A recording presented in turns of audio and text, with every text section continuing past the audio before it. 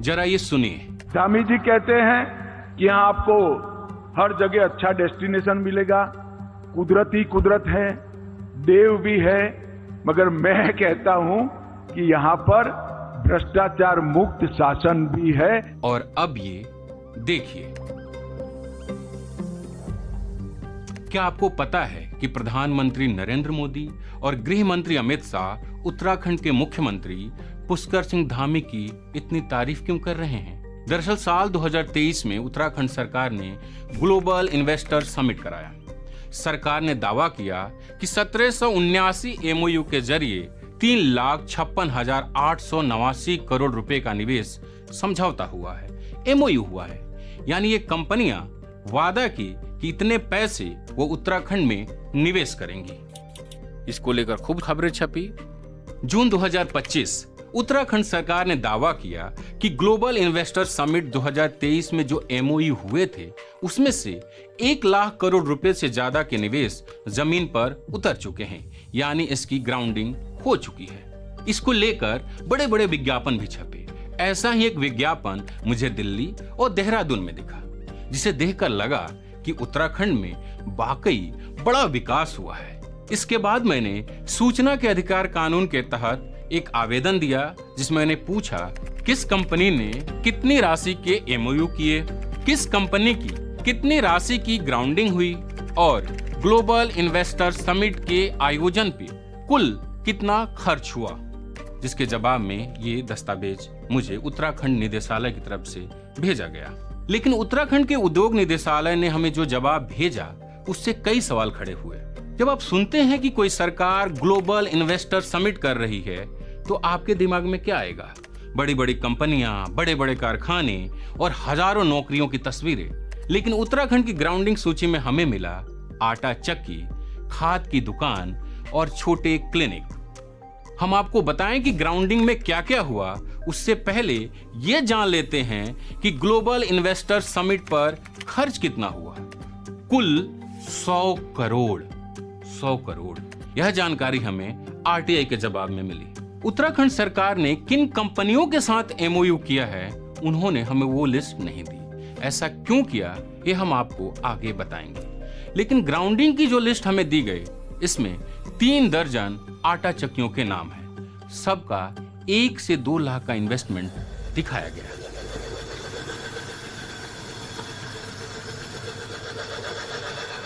इस लिस्ट में एक नाम है धीमान आटा चक्की, 448 नंबर पे है।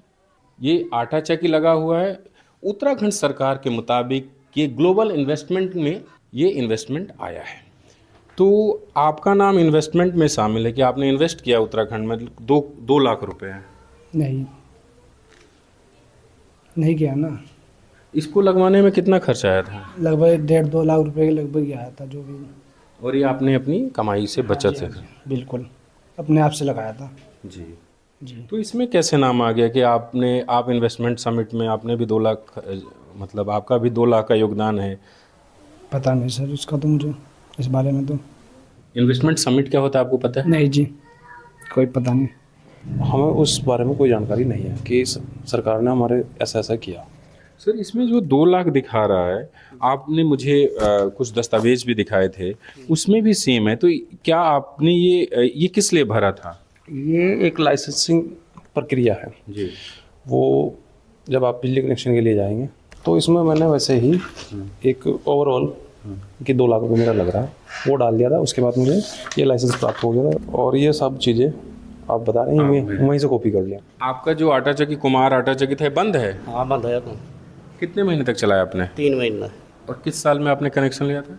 साल भर तभी ऊपर हो गया होगा बंद किए हुए। हाँ? मतलब 24 में? हाँ, 24 में बंद कर दी थी। पर आटा चक्की वालों का नाम इस सूची में इसलिए आया क्योंकि उन्होंने बिजली कनेक्शन के लिए सिंगल विंडो सिस्टम पर आवेदन किया था।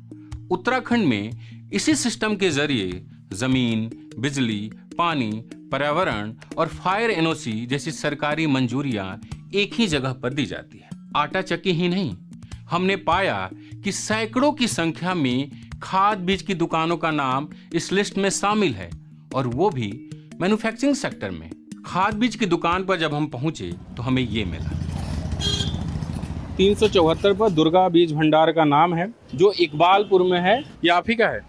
ये नाम मेरा ही है जी जी। और फर्म का नाम भी यही है। आपको पता है ये कब हुआ था, कहाँ हुआ था? जी नहीं, आज पहली बार ही मैं सुन रहा हूँ। इससे पहले मैंने इसकी कोई जानकारी नहीं है। क्या आपने ये 23, 24, 22 में लाइसेंस लिया क्या? इससे पहले ही लाइसेंस है, 2012 से हर साल रिन्यूअल होता है ये, लेकिन 2017-18 के बाद ये दोबारा रिन्यूअल नहीं हुआ। अग्रिम आदेश, सरकार का कोई नियम है ऐसा कि अग्रिम आदेश आने तक ये रिन्यूअल होगा। तो आपके पास लाइसेंस है? लाइसेंस है।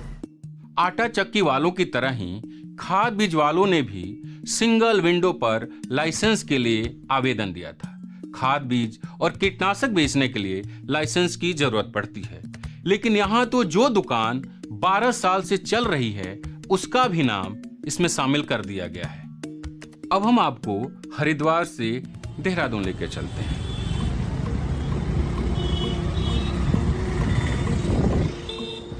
आपको राहुल भट्ट क्लिनिक नजर आ रहा है। इसका भी नाम इस ग्राउंडिंग वाली लिस्ट में शामिल है।